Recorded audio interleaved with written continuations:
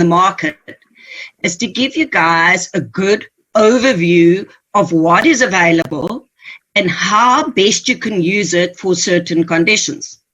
So it would be best then that we can see that for certain injuries, you would be using different types of tape. Now, obviously, my suggestions are not the only ones. And once you guys get the basics of taping going, you can then decide which you would prefer to use. And often players dictate to us what they prefer. And then if we have a look and see what's on the market, you can see there's dynamic tape, little man jumping around there, kinesiology tape, athletic tape, and McConnell tape. Those are our 4 basic taping groups. I'm going to be discussing them all each individually so that you get a better idea of what the tapes comprise of. Okay, so in athletic taping, we talk about our EABs. Now, if you guys can look, an EAB is normally the white stretchable tape. If you can see on the camera now, sometimes it has a yellow line down the middle. With that, we like to use a rigid tape. The rigid tape being normally the white one, although you get another one these days that is flesh color that looks very similar to your Leuko-P.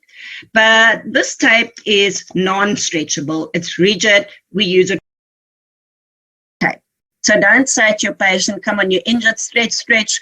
No matter the pain, Jacqui said you must stretch the muscle. Go with what your patient's pain allows, not just to get the maximum stretch out of it. So if we're going to use it for support, only then would we use it for stretching of the tape. So here you can see another example of using eye strips. Say, for instance, either side of your rectus spinae, you would put eye strips down. The patient would have been in forward flexion. And then the pink strip across is one I've used for lumbar support. So I had stretched from SIJ to SIJ and laid the rest down. Okay, so that would be in combination of eye strips.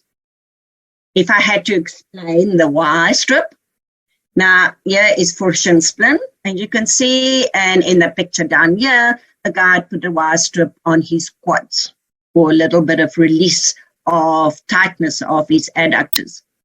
Now, a Y strip can have a long base or a short base. The length of your base is determined by the tendon length. So, for instance, for our Achilles going in with our gastrocsoleus complex, we will have a longer base. If you have for